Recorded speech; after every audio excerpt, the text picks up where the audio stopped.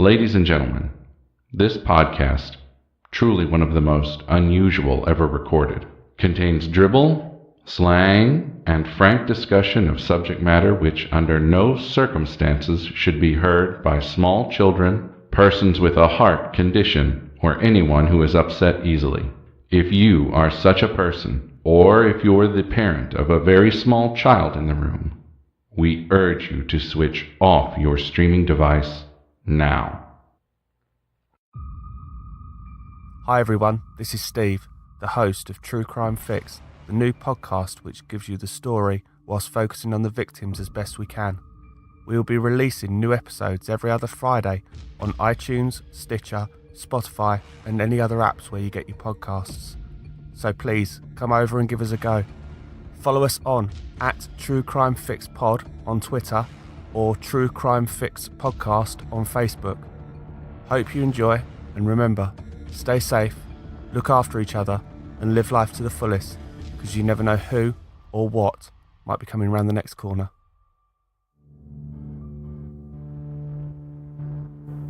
Beyond Contempt True Crime is an independent narrative-based podcast that often discusses cases not well covered in the true crime podcasting community.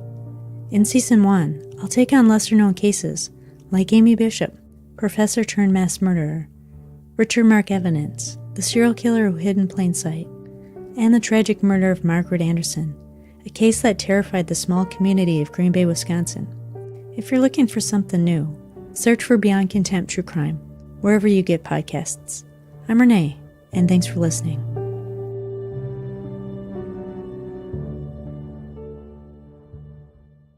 Hi, Jen. Hey, Cam. How are you? I'm great. How are you? I'm doing very well. We start out with the same thing. We're always Every fine. time. I know. But Maybe what are we mix it up. supposed to say? I don't know. Bye, Jen. We could go backwards. And No. remember, lock your doors. No. No? Okay. Stay No. fresh, cheese bags. Yeah, I like There that you go. one. I know you like that. All right. What's going on? Not much. I listened to an interview with you and Glenn on Glenn Knows Stuff, Talk Think Stuff, Stuff. Steve. Thanks. Glenn Thinks Stuff podcast. Yeah. Yeah. Yeah. On Glenn Thinks Stuff. I should say that right. Wherever you get your podcast, you can download it and listen to Camille be a rambling rose. Hey, man. When I'm nervous, that's what I do. Oh, I thought That it was my good. first guest appearance. It was. You can contact my agent for, More interviews. and If see you would what- like to speak with Camille, Yeah, right? please call her agent at 1-800. Small donation required. Yeah. I wish. Anyway, it was really, really fun. And yeah. It was good. I already knew everything about you. Did you learn anything? No, except you did say that something about Jennifer would have an inappropriate comment about. Oh. And you guys were talking about Ariana Grande and Mac Miller. Yes. And I couldn't figure out what I would make. I probably would make an inappropriate comment. But Yeah. I don't remember. I don't know what it Because was. it was really early and yeah. And you were too nervous. Shut I'm up. so nervous. Just wait. You just wait, girl. Okay, so what else going on? Did you watch the Michael Jackson documentary? Yes, I did. If you listen to Glenn Thinks Stuff podcast, you know that Oh, I already. did know that. Mhm. 'Cause- I know. Yeah. Yes. Thank God you didn't talk about the celebrity porn that you love, that you play over I don't and think over I said and love. over. I said I've seen it all because Yeah. I'm nosy. No, I have know to you this are. Stuff. Mhm. Like you're not. That's why we're friends. Duh. Yeah, but I haven't seen it. I know. Getting a little frisky. No, it's more like, yeah, never That's mind. more like what? It's more like OMG. I don't know. Celebrities, they're just like us. They It's are. that. Well, Rob Lowe was underage, right? The girl was, yes. Yeah, yeah. I told off air. I told Glenn that a little bit about that one, but I won't say it right here because it has a bad word in it. No way. Way. A porn thing has a bad word in Mhm. it. No, Mhm. that's disgusting. I know. I can't believe they would curse in a porn film. Well, yeah. Well, I know. No wonder why they're banned. It's not for the nudity. The gratuitous nudity.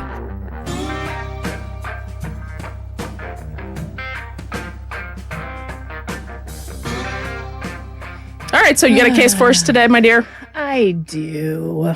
Is it It's about your favorite subject, murder? Hollywood. Oh. Well, I was going to say Murder, I was going to too. say sex. Celebrity sex tapes, my favorite. That's what I thought you were. Hey, that's what we should do. We should start a podcast called My Favorite Celebrity. And we could critique it. I love We it. could play by play. Yeah, you know. So yeah, I Get a have all chalk. these- We probably need to do video because we'll get a chalkboard and draw it out. yeah, draw it out. I have all these. Now, what inappropriate- Rob should have done here? Yes. Yeah. Mhm. Now, when you're going to go in for the, yes, terrible. Okay. Well, technically, it's not a big Hollywood murder. It just happened to be in Hollywood. So Are they celebrities? not really celebrities. Okay. But they were pretty. We'll go into that Okay. when I I can't get wait. in there. But this happened in 1957, and you love old movies. Mhm. I like old movies, so this would make the perfect Hollywood Ooh. noir film. Mm. You know, we'd have to cast it for some reason, and I'm not very good with casting things, but I think you would be. I mean, I could cast it like in Oh. back ways, Mhm. like I know what you mean. yeah, I would love it. like Well, with the old. after I hear your story, because Okay. we never hear each other's, then I'll recommend who All I right. would put in which role. All right. We're going to go back before Hollywood was Hollywood. We're going to go back to where California wasn't really a state, it was a territory. No. And back in mid 1800s, California seemed like the land of opportunity. In fact, it's always seemed like a land of opportunity, right? Mhm. Everybody, stars, whatever. Because everybody knows whatever means every time I say whatever. I know. Actually, I that's do. what my husband said we should name this podcast. Just Was whatever. Mhm. So California has always seemed like the land of opportunity, correct? In the land of the beautiful people. And the beautiful people. You can be rich and famous when you go to California, right? Mhm. That all started in about 1848. California was just a territory, and James W. Marshall found the first nugget of gold. There's gold in them there hills. And he found that nugget of gold in Coloma, California. Do you know where that's at? I don't, but I'm going to say north. I would think so too. And it didn't actually become a state in 1850. And that's when the first census was taken. The population at the time it became a state in 1850 was 92,500. Wow, that's it? That's it. Now, most people came to California to dig for gold. Remember the big gold rush? Mhm. Not many people found gold. Actually, very, very, very, very, very few. Very few. Not very many. Like 5. Maybe, Okay. right? But even though they didn't find their fortune digging for gold, they did find that they loved California and they never left. So by 1860, California's population grew to about 380,000. I mean, that's a huge that is amount in huge. 10 years, right? That is, Camille, if you need to ask, that is a population increase of 410% in That's just a 10 lot. years. Did That's you do not- that math by yourself? No, I didn't. This wonderful website called thought.com Okay. I was just wondering. or thoughtco.com did it for me. The population of California continued to grow, but the next big boost in population was, do you know? I'm thinking, hold on. 18, I'm going to say. Do that math. I can see those numbers I don't know. after World War II. Oh, okay. Or yeah, actually during World War II. yeah. Okay, that makes sense. Since there was a lot of rural farmlands there, the government was able to open up like 140 bases, Mhm. military bases. Basically, California just boomed because they had the majority of grants for all the government work for building ships and aircrafts. And since they had 140 military bases, which was more than any other state in the United States, the next big population explosion came around the time the U.S. joined World War II. Over 1.5 million more people came to live in this Sunshine State. Wow. Because the aircraft and shipbuilding industries, they blew up with the war effort.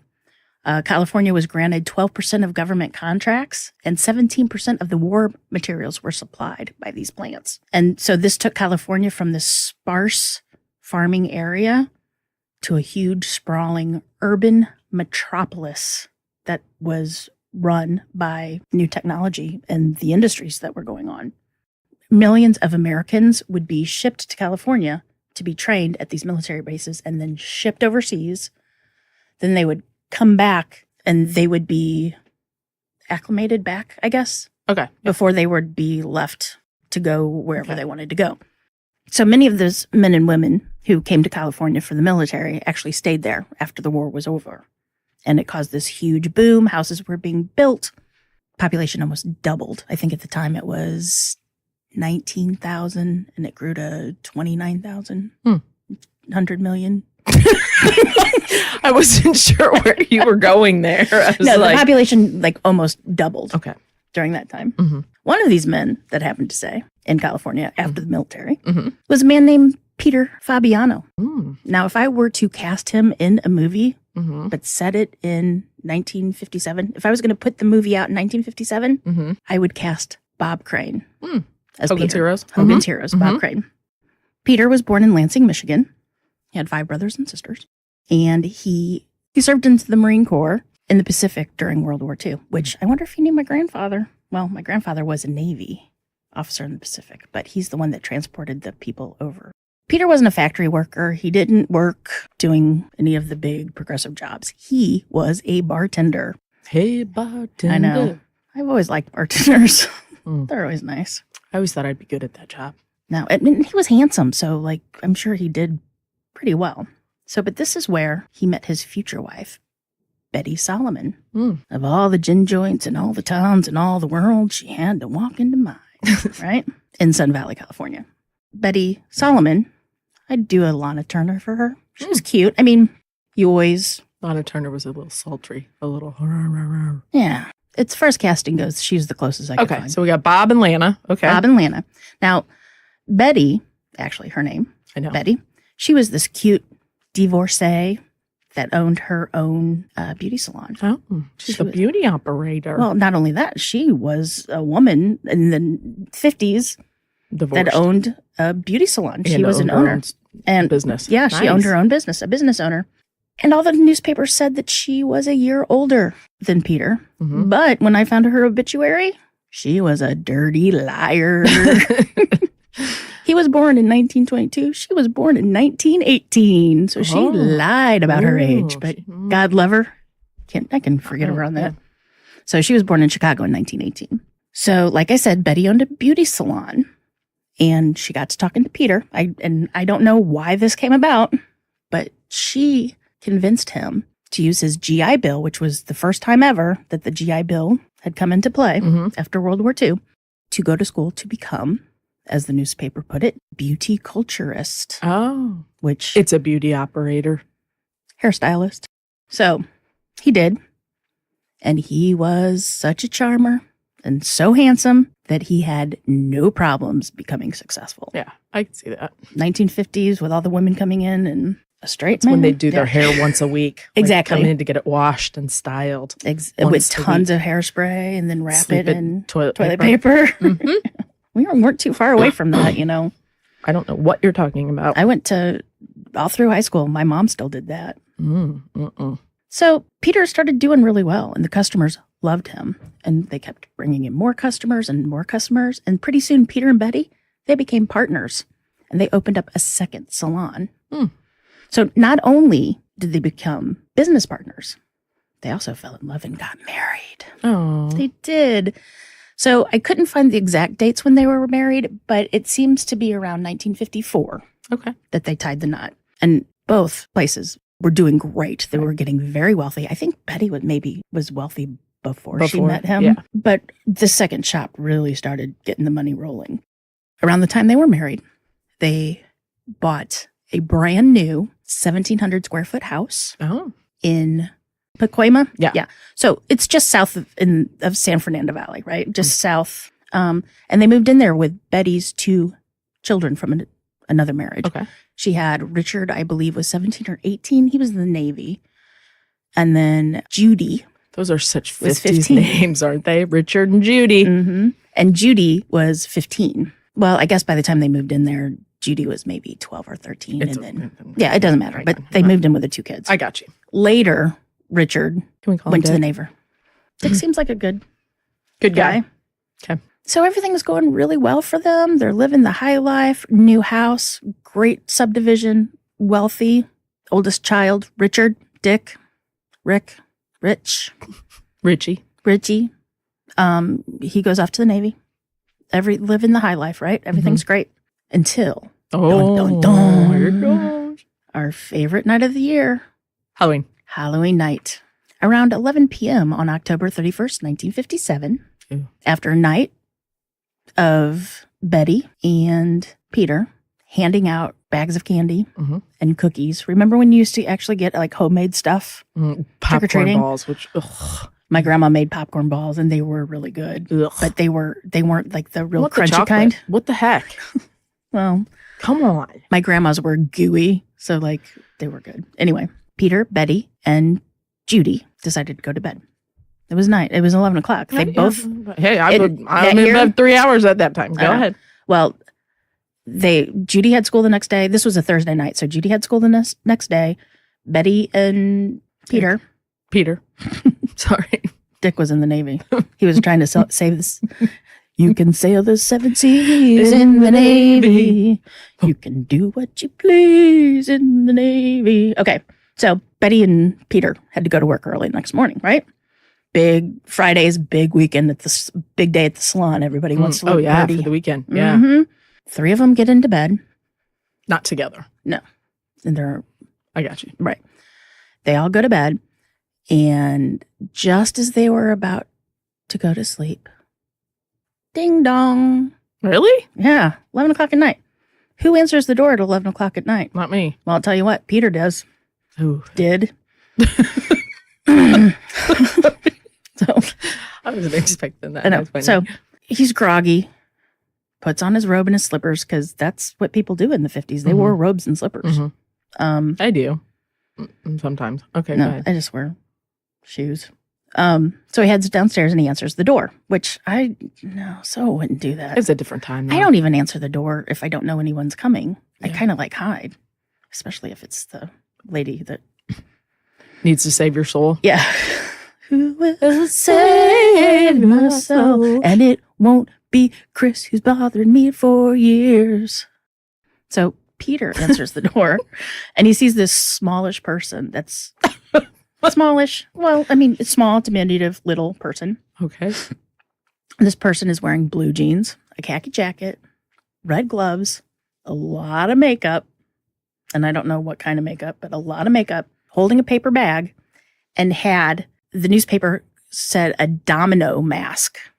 A domino. But what it is it's kind of like a like Robin in Batman and Robin, just like the black mask, like the Lone Ranger wore. Yeah. So he opens the door, and later Betty says that she kind of hears Peter say, oh, gosh, it's a little late for this, isn't it? Oh. And then she hears a mumbling sound, and then a pop and a thud. Betty and Judy were both half asleep. And so the minute they heard the gun go off, they ran downstairs, and there, lying on the floor, is Peter. And he's got blood pouring from his chest. Ugh. And then they both hear sounds of a car squealing off in the distance. Betty stays with Peter, and Judy rushes to their neighbor's house. Oh, yeah. They didn't have 911 then, did they? Nope. His name was Bud, Oh, Bud. and Okay. Bud was a police officer. And Bud called the police, and the police came. But unfortunately, Peter died on the way to the hospital. The cause of death was a .38 caliber bullet that had lodged right under his heart. And he was only 35 years old. Oh, So young, isn't it? right? It's like my age almost. Well, in 14 years it will be, Mhm. right? Yeah. If around. But I'm bad at math. Yeah. You know, in the meantime, the police come and start searching around. Betty, it's the 50s. God love her. They sedate her Well, for a yeah. couple days. I mean, and yeah. I'm sure she needed to, but you know, that was always the answer back then. Yes, Was you are correct. mother's little helper, or she needs to be sedated, or poor thing can't handle it. Mm-hmm. She needs to be sedated. I want to be sedated. Betty was sedated. Yeah. Betty was sedated, so the police really couldn't speak with her. So they get to the crime scene, and there's no bullet cartridges. There's Betty and Judy didn't even see anything because they were upstairs. The only person who had really witnessed this whole thing was Peter. The police get to thinking, he's like, you know what? It's kind of, the only person to see this was Peter. So they talked to the people in the neighborhood, and there was a neighbor, a young neighbor. He was coming home from a party at about the same time as the murder happened. And he saw this older model sedan leave the neighborhood. Didn't hear anything, but he just saw the sedan. So that's the only thing that they knew, the police knew, anything that they came up with. So they get to thinking, and they're like, you know what? It's almost like some kind of hit. Yeah. That somebody comes to the door, shoots him, and then leaves. I mean, Quickly. Nothing. So they start prying into Peter's past. And they found in 1948, Peter was convicted for being a bookie. Oh. Dun, dun, dun. Bookie. A bookie. And he spent 180 days in the county jail. But after that, nothing. He was squeaky clean. Changed his life around. So he was pretty young then, right? 1948? Is that what you Yeah, said? so that was 10 years. So he was 25. Yeah. So, and in the scheme of things, Right. Come on, a bookie, really? But it was the 50s, right? So that end, they had to go back to the drawing board.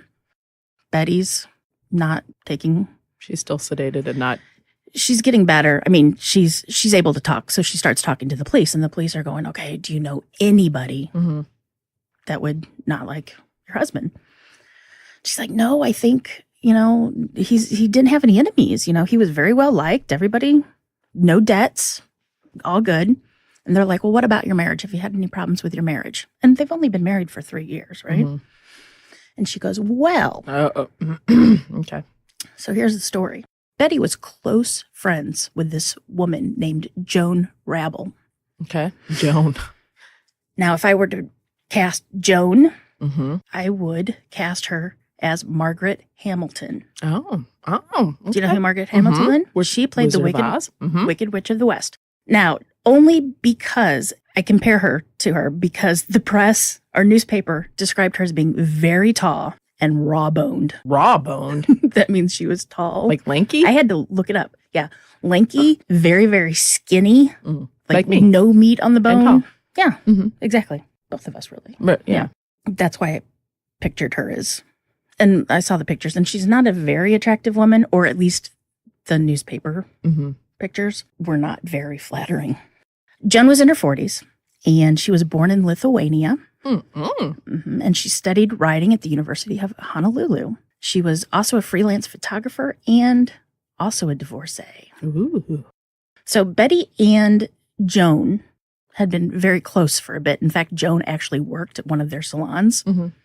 And for some reason, Peter didn't like Joan at all. He actually had a big fight with her in the middle of the salon and made her leave and never come back. Oh.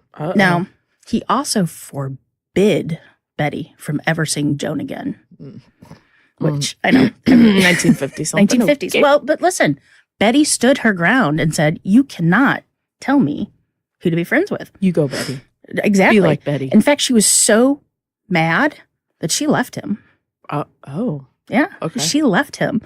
They separated for a while, and she went to go live with Joan. Am I sensing anything here? I don't know. Are they friends or are they?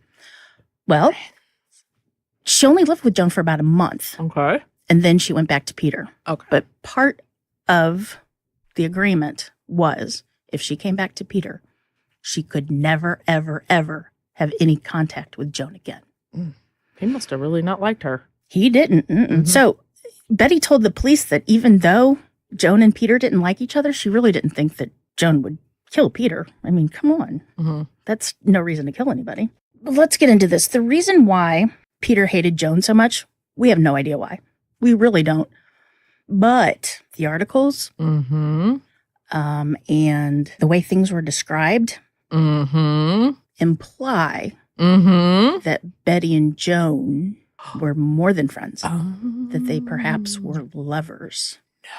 In fact, the Los Angeles Times did an article saying that the women had an abnormal relationship. Interesting. Now you have to remember that it was illegal to be gay during the 1950s. Yeah. I mean, huge time. Like I guess in the 1900s, like right when everything was starting to build up for California, there was a law against sodomy or any kind of oral sex. And actually, you could get 10 years for sodomy in prison, 15 years for oral sex. What? And in the 20s, it became such a big thing with the legal system. People started spying on their neighbors. Nuh-uh. And, yeah. And rivals, and they would hire private investigators to try to find dirt of this happening so That's they could so send. bizarre. Isn't it bizarre? Oh. And thanks to a law that was in 1909, this law stated that if any imprisoned sex offenders or convicted sex offenders, if they were in prison and still practiced In prison? in prison, or Okay. if they were released from prison and they were caught again, Yeah. the law stated that these were sexual psychopaths. Oh. They could be sterilized. Those people could be sterilized. Really? Yeah, isn't that awful? It's And not even that long ago. I know. Oh my and God. from the time that law came into pass in 1909 to 1934, over 10,000 inmates were sterilized. What? Isn't that unbelievable? And it wasn't even, gays didn't even get their own Bill of Rights until 1979 in California. That's insane. It is insane. And not that long ago. And I'm sorry, you can't tell me that there was not one white man lawmaker that did not appreciate oral sex. You cannot tell me that. Well, I could. You could, but I But- wouldn't believe you. Yes. Isn't that awful? It's so weird. That's kiss me the way the French do. That's what they say. You know, we wink. Yeah, but I don't know, much ado about nothing. I'm telling you. Obviously, they didn't know what they were missing. Maybe that's why they were so creepy. But yeah, it was sodomy, cunnilingus, or fellatio. After they found out this story, the police went to talk to Joan to find out where she was the night Peter was killed. So she said, "Oh my gosh, the Fabianos is one of my closest friends." Well, This she's is half Joan? right. Yeah, Joan. She's half right. Only one of them was. But she really didn't act shocked that Peter Really? was dead. Yeah. And she's like, well, he does have lots of enemies. You know, she goes Uh-huh. on and she's kind of dishing the dirt. When they asked where she was that night, she's like, oh, I was at home all night, just home by myself, Mm-hmm. not doing anything. Wearing a little mask And in my sedan. she's tall, remember? She also added that she'd never touched a gun or she didn't have a car. Mm-hmm. And so the police is like, well, because, you know, she didn't have a car and that's how she knew. And she knew that the police knew that they thought the person had gotten away by car, right? Mhm. And she's like, I don't have a car. Oh. I couldn't do it. I don't have a car. Police said, okay, fine. They leave, start checking out her story. Well, guess what? Start talking to Joan's neighbor. Joan borrowed her car that night. Oh. And for some reason, this neighbor, which my dad did this, but he's a CPA. So every time he went on business, he would always write down the mileage for the car. Mm-hmm. The neighbor checked the mileage of her green sedan and noticed and told the police how many miles Joan put on the car. And you know what? It was the exact same amount of miles that it would take to get to Peter and Betty's house. Say it And isn't back. so. I know. Wow. They arrest Joan for the murder of Peter. And they start questioning her again. And they brought up the fact about borrowing the car. And she's like, oh my gosh, yeah, duh. Oh my, she forgot. I'm such a ditzy woman. I forgot. But what I did was I went to the grocery store and then I drove around for a little bit and then I came home. Mm-hmm. So Mm-hmm. they kept her. They arraigned her. They put her on an $8,000 bail. And then they tried to get more evidence on her and they just couldn't do it. So they had to drop the charges and they let her go. The whole case kind of stalled for about a month when there was an anonymous tip called into the police department. They were told to go check out this. I'm serious. It's like a movie, It's right? like LA Confidential. Yeah. Part 3. You'll find the gun in a locked locker at a department store in downtown LA. Wow. So, and sure enough, they go to that department store. Who called? I don't know. Okay. And they go into a pay locker that was in an LA department store. And sure enough, there was a .38 caliber revolver inside Wow. with one bullet In it? in the gun. Huh. With quick research, they were quickly able to locate the person who had purchased the gun through a Pasadena shop. Mm. And that person was Dun, dun, dun, dun. Goldine Pizer. Oh. Yeah. Who's Goldine, you ask? Is that a girl? Mm-hmm. Goldine, Goldine, Goldine. Oh. But Goldie, I guess, is what they called her. Mm-hmm. Goldie Pizer was this small, meek, mild 43-year-old widow. Small, you say? Small. They said that some newspapers described her as mousy, but I would think that was her character, being mousy, kind of meek. One newspaper actually said that she was 43, but still pretty. Oh, Lord. Aren't you glad we didn't live in the 50s? Thank you. Seriously. And she worked as a medical clerk in the Children's Hospital in Los Angeles. When the police came to talk to her, she cried and started singing like a canary. Now, if I was to cast Goldine, I would say it would be the... Munchkin from The Wizard of Oz? No, who played Scarlett O'Hara? Maureen O'Hara? Oh, Vivian Leigh. Vivian Leigh, Gorgeous. yes, the older Vivian Leigh. Oh. That's who I would cast because she was little and she was kind of... Vivian Leigh was beautiful. She was beautiful. She's 43 and still pretty. She was 43 and stuff. So I would say Vivian Leigh, older Vivian Leigh. But still you pretty. know, right. And she sang like a canary. First thing she said is, "Oh my God, it's going to be such a relief to get this off my mind." I bet police love that. Oh. Like, that's how the interrogation I know. starts. And she's crying. She said that she actually never met Peter, but a friend of hers talked her into killing him. Her friend kept telling her what a horrible man he was. And that friend was none other than that raw-boned Joan Rabble. How could you? I mean, could I ever talk you into killing No. anybody? Like, come on. No, especially somebody I didn't know. You're right. I don't like that person for you. I'm going to go Yeah. kill them. Well, You're welcome. Goldine and Joan had been friends for about 4 years, but only recently started becoming very close. Wait, close as in abnormal? Abnormally close, maybe. Okay. After they started getting very close after Joan and Betty had their falling out. All right.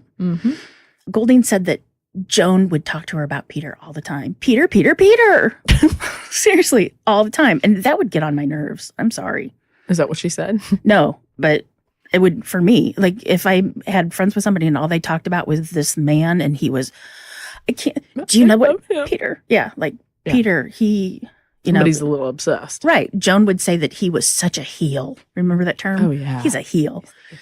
Joan would tell him that not only did he mistreat his employees, he mistreated his wife and his kids, his stepkids, and he ran drugs and just like And he cut hair. he cut hair. Obviously. He's a something's cutter. wrong. Yeah. Joan made Peter out to be the world's worst human being.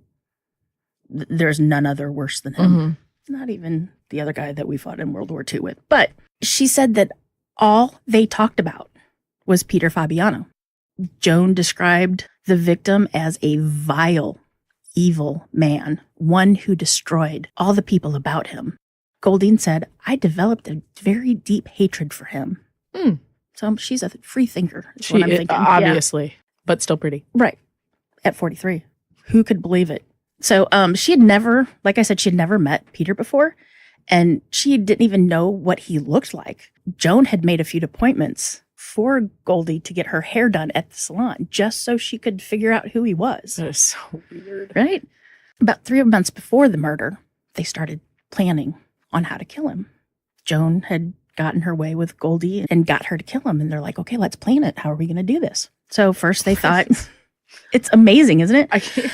So first they thought, let's poison him. Well, how are you going to do that? Well, what about stabbing? Well, stabbing's not going to do. Then they decided shooting was going to be the best way. Then when are we going to do it? Well, Halloween's the best time. You can disguise yourself and nobody would think anything different, right? That's true. That's what they decided to do. They were going to shoot him on Halloween. About in September, Goldine went down to Pasadena to the gun shop and she picked out a .38 special. Now, she told the man behind the counter that she needed the weapon for home protection because she was just a lonely old woman, widow, little 43-year-old widow that was still pretty. She was still pretty. She picked it out. And then a few days later, Joan took her back down to the gun shop where she bought the gun. Joan bought the gun then? Joan bought the gun and gave it to Goldine to keep. And I thought this was kind of funny. And I guess it must have been a different time, but they bought 2 bullets. The first That's one it. doesn't take. 2. You got 2. I was talking to my husband about it, and he goes, how do you purchase 2 bullets? I don't know. Yeah. So, but Maybe one. it was like gum, like little gum. The penny candy, maybe. I don't know. So one of the bullets went into Peter. And the other one was still when the police, and the gun when the police found it. Like, why wouldn't you even? I mean, if you and I would plan this, it would be more like Laverne and Shirley trying to do it. I'm thinking. You only have 2. Why would you not take that other bullet out now that they have the match to the other bullet? Like, come on now. Why lock it away? That's See, I'm thinking Joan maybe called. Somebody did. We don't know yet. Get Goldine. No, we never knew. We don't know at all. We don't know really. No, but I'm thinking Joan. Somebody. I mean, she's the yeah. Well, now or actually, Goldie might have done it herself. Oh yeah. 43 and pretty, and racked with guilt. So they asked Goldine to tell them exactly what happened, and this is what she said: on Halloween night, Joan came over to my house with some clothing: blue jeans, khaki jacket, hat, eye mask, makeup, and red gloves. Got dressed up, got in the car, and we drove to the Fabiano's home, where we got there at about 9 p.m. So these women staked out this house for 2 hours, waiting. Once they saw the bedroom lights go out, Goldine went to the front door. She said she rang the doorbell. Nothing happened. So she rang it again.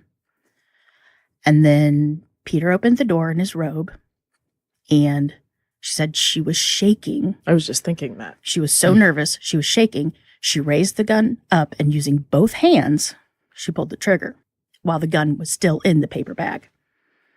And she said, quote, her first impulse is always to help someone. So she started to go to him to help, and then realized that she had to get back to the car and get out of there. So then she ran back to the car, and Joan drove her home. So Joan was in the car waiting. Joan was the getaway driver.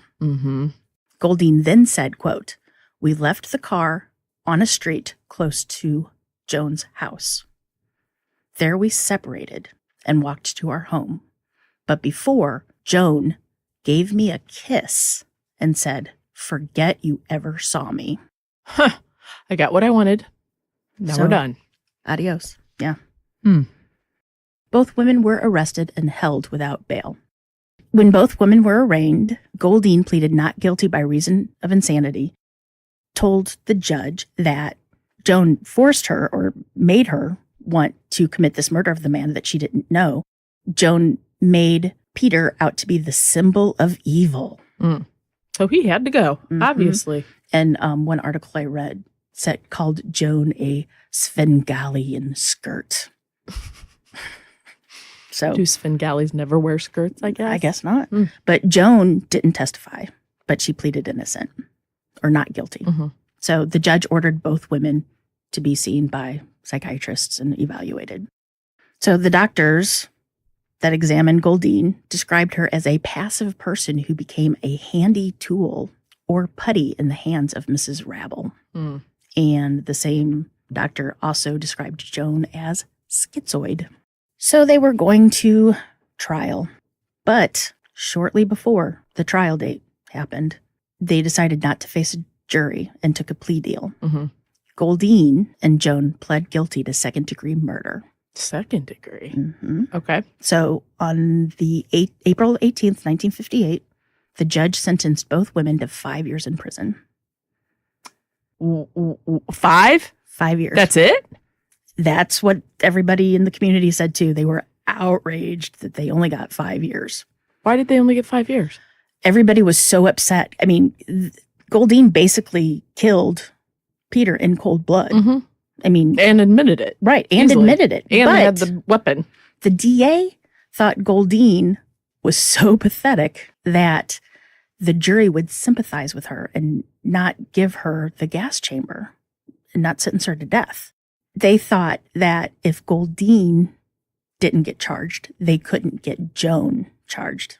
Because Joan was just the accomplice, basically. Even though she was the mastermind, she was just the accomplice. Whereas Goldine actually committed the murder. Right. So they would rather both of them have 5 years in prison than one get off with nothing. And Goldine maybe getting nothing because she was so pathetic. That was the word, pathetic. How sad is that? But she was pretty. She's pretty. Both of them served their time. and were released. And I couldn't find out what happened to either of them afterwards. Really? I probably stayed out of the public eye, is what I would guess.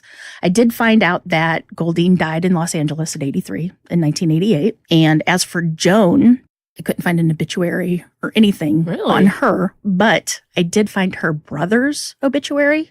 I'm pretty sure it was her brother's obituary because it said he was born in Lithuania. Mm-hmm. And it said that he is survived by a sister named Joan Rabel. So I'm assuming it's the same guy. So he passed away. The obituary was in March of 1999. So if she was the surviving sister, she was still alive. What 1999. Year? Oh, yeah. So, and as for Betty, I found her obituary. She died in her home at Palm Desert, California. Mm-hmm. And that was in April of 1999, which is kind of sad because Joan, who masterminded all of this, outlived her. Yeah. Horrible. Did you ever find anything about what Betty thought about her old friend Joan doing that? No, nothing was ever said. Wow. But Betty was 83 years old and she seemed very spunky. Spunky lady, because they said besides the obituary said that she was not only a beauty salon operator, she also did real estate sales and she was a teacher of yoga and stretch. That's so California. And I believe I found her granddaughter who owned like an exercise studio. So she probably worked there.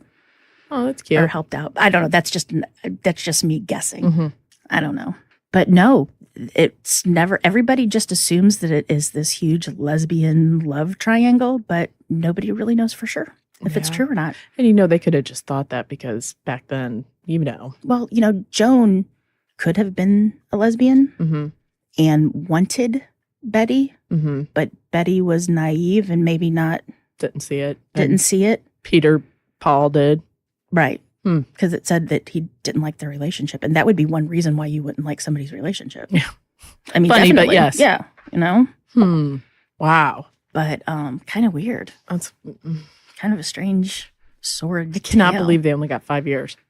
5 years. Yeah, 5 years. That's it. Cold-blooded murder. Goldine didn't even know what Peter looked like. And she hated him just because. So you know what? That tells me that Joan sought her out, saw that she could mold her into what she wanted. But she had known Joan for so many years. So, as soon as Peter dissed her in the middle of this salon, that she was so angry. That's when she was going to get her vengeance. And she was trying to find out. Right then. I'm not going to do it, but who can I get to do it? I know. Goldine. She's this mousy 43-year-old woman, but she's still pretty. I'm going to get her. I bet you she could do it. I'm going to get her to do it. Interesting. Yeah. Huh. I'm sorry, but I love you tons, but there is no way in hell I'd kill anybody for you. Well, no one I don't know. Thank you for that clarification. You know what I mean? I do. I know. If something would happen and the same for you. Yeah. I got you. But we won't. And I'd help you bury a body. And but I would not. I'd even go buy some tools for you. Right. Yeah. Yeah. No, I know. But I would never just do it because you told me to. Because you said the person was evil. See, she knew that. She knew she could get her to do that. Conniving little rackbone. Raw-boned. Raw-boned. Sorry. Raw-boned. She was a raw-boned woman. Sounds like a song. Raw-boned woman. Well, Jen, that was good. So that was the trick-or-treat murder of 1957. Who would you cast nowadays? Well, see, I'm kind of seeing like William Holden. I don't know. Well, I do kind of know what they look like because you sent me a picture, but I can't. William Holden was really pretty with his little blonde hair and he was kind of sexy. But in today's? Oh, today. I'm sorry. If you were going to cast it today. Oh, so we're doing a new movie today. Hold on. Bob Crane and Lana Turner were the couple. And then Margaret Hamilton and Vivian Lee. Okay. Let's see. I'm going to go. Older Vivian Lee. I'm going to go Emma Stone for Betty. Betty, perfect. Thank you. And for Bob, I'm going to go, I'm kind of thinking Ryan Gosling, but I don't like that because they aren't all together. No, what about, hold on. Who's Jake Gyllenhaal? I can't quit you. No, because you need somebody like, Jake's cute. You need somebody kind of like that with a little. Handsome. And like a little strut, you know what I mean? Like a little, sort of like Ryan Gosling's cute, but he can be really sexy too. Mm-hmm. Maybe like, I'm trying to think. Drawing a blank. See, that's here. what I couldn't think of who it was either. I'm trying to think of what guys I Like really the Helmsworth, Chris Helmsworth. Yeah, maybe one of them. Yeah. Because Chris Pine is. Chris Pine would work. Yeah. Okay, and then who else do we? And then the skinny, the skinny raw tall boned. one. Yeah, Yeah. raw bone. I'm gonna go The only person that popped in my head was Jane Allison. Or Allison Janney, Janney. sorry. That's exactly who I was thinking. Allison That's Janney. exactly And who I it's was not- thinking. And it's because she's so tall Mhm. and thin. Yep. I love her. And my she God. kind of, that's exactly who I was thinking Mhm. for that. I was thinking look at Allison that. And then Janney. the short little pipsqueak. the older woman, but still pretty. It's still pretty. See now, Maggie Gyllenhaal, I think. Maggie Gyllenhaal. I that can see would work with that, I think. Mhm. Yeah. And I could see that Allison Janney have that power over her a little bit. Like, Mhm. you see what I'm saying? Yeah, that's what I do. Okay. No. So there we go. There we go. Yeah. That's it. I like that. Mm-hmm. But that is the, I don't even know what to call this. Trick or treat slang. The triangle. Oh, what a tangled web we weave. When first we practice Halloween trick-or-treating killing. Deceiving. Yeah. I don't know. That was I really don't good. know. I like it. So This good one, job. have you heard of that? No. Mm-mm. Mm-mm. That last name sounds familiar, but I don't. Fabiano. There's Yeah. a lot of Fabianos. Let's see, that I that's, found. I don't know. It's good. I like it. But yeah. Okay, Jen. So I just watched this documentary, and Mhm. literally, I sat there with my mouth wide open the entire time. I was. Well, you do that anyway. I know. You know, I love old Hollywood, Right. and I've heard it all. I've listened, whatever. And you've watched it all. I have anything and everything. So I just kind of found this. I think I watched. I'm not going to tell you how I got to this, but this was a maybe you should watch this next. Was it And I'm like, Tommy Lee? no, I hate you. No, it was it was stuff about gay Hollywood. But anyway, so I stumbled upon this. I'm like, okay, I've never heard of this, which is kind of shocking. So here's what it's about. A deliciously scandalous portrait of Scotty Bowers, who, after decades of discretion, wrote a best-selling memoir detailing his secret life during Hollywood's golden age as a legendary escort and sexual procurer to closeted gay celebrities, including Cary Grant, Spencer Tracy, Katharine Hepburn, and many more. Anyway, so what happens? So he outs all these people. Yes. And so then I had to go. So then, you know me, I have to dive deep into all this because I got to know about all this. So then I watched the movie. Then I go buy the book. Then I had to go look at all these articles, pull them up. I watched some interviews he was on TV with, and like all these people were mad at him. Like a TV show that's of course on during daytime. They're like, shame on you. You shouldn't out these people. They're dead. They can't. But, you know, I like eat that everybody's stuff saying up. about Michael Jackson. Yes. So it's called Scotty and the Secret History of Hollywood. What happened is he went over, joined the military, and then he came back and worked at a gas station in Hollywood. I think it was on Sunset or Vine. I don't know. Was this during World War II? Right after. Okay. So he comes So, home. yeah. Comes home. And he was good looking, 22, right out of the military, whatever. And he was cute. And so he became friends with all these celebrities would stop to get gas. And it just started happening that he would set them up. Basically, his thing was $20, I'll get you anything you want. So he would set up, there was all So that. from the gas station, he ran an escort service? Yeah, kind of. Yeah. A gay escort service? Anything was you it want. anything? Because you'd both. Because there was a girl that was a escort and then a bunch of really cute guys. Some of them were gay. Scotty went on to get married, and have kids. Really? So he, it's. Wow. Well, that kind of makes sense with Spencer Tracy and Katharine Hepburn then. Because, they I was were kind in of shocked. love. Well, Catherine, come on now. Well, but remember, yeah. Spencer Tracy and Katharine Hepburn were in love, but they never married. Well, that was just he was very Catholic, and that was the whole shtick on that he was very Catholic, would never leave his wife ever, and that was just, they died having still stayed married. But then it was more that those two were you just got to watch it. I'm not kidding. That All they right. were just You really got good me. friends, and that was kind of the thing. You had me at golden Hollywood sex scandals. It's crazy. I know. I love it. Oh, so a side note here. So I said, hey, Mom, wait, what is this? So I was asked to be on my new buddy's podcast. Take a listen.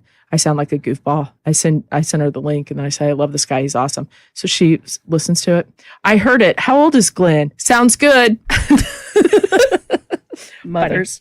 Okay. All right. Well, anyway, you wanna sign us off for us, Camille? Well, do you want to tell everybody where they can? They know where to get us, don't they? By now? Well, you know what? If you like us, leave us a 5-star review. Actually, you know what? You don't even have to write the review. Just hit the 5 stars. Yeah. We don't. Or you know what? Send us an email at ourtruecrimepodcast@gmail.com. Tell us you like us. Sure. We would like to hear that. Yep. If you don't like us, keep it to yourself. We don't want to hear it. Self-esteem issues really get me down, man. There's no need to be hateful or mean. You can catch Jen on Twitter, on Facebook, and there we go. You ready? Remember, lock your doors. And keep passing by those open windows. Bye-bye. Love ya.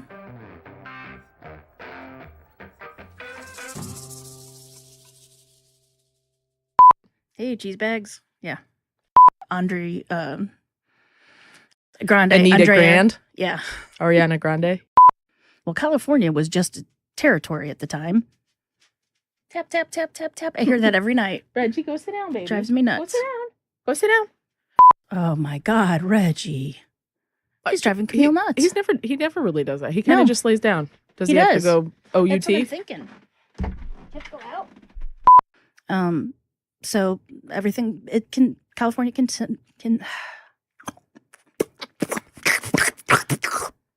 I know, little side note. I never knew what the word fellatio was until I watched Black Christmas with my mother, the first horror movie that we watched when we got cable in the 80s. And that was starting Karen Black. The whole scene was somebody asked for Karen Black's phone number and she goes, yeah, it's 55 fellatio, whatever, the call. Right. And I'm like, Mom, what's fellatio? And she told me, and I'm like, huh. It kind of blew my mind. And then I was like, huh. First it blew your mind and then it blew me. So, okay. Sorry. Side note. Sorry, everyone. This is normal. This is what we talk about. Yeah. Okay. So, back to the story. I won't say how I learned what that was because I thought, it's got that term. So I thought, the blow. Yes. So that's why I thought I was like, that's weird. Like you just put a fan on. Like what? So in the movie when she said, just put your lips together and blow, you thought, yeah. Huh? Why it should be called a job. Yeah. Okay. Listen to you. I don't know. It's down there. Okay. So police went to talk to Joan. We're on air. I know. can't say Sorry. bad words. So anyway, the police went Pacoima. Pocoima. Pocoima.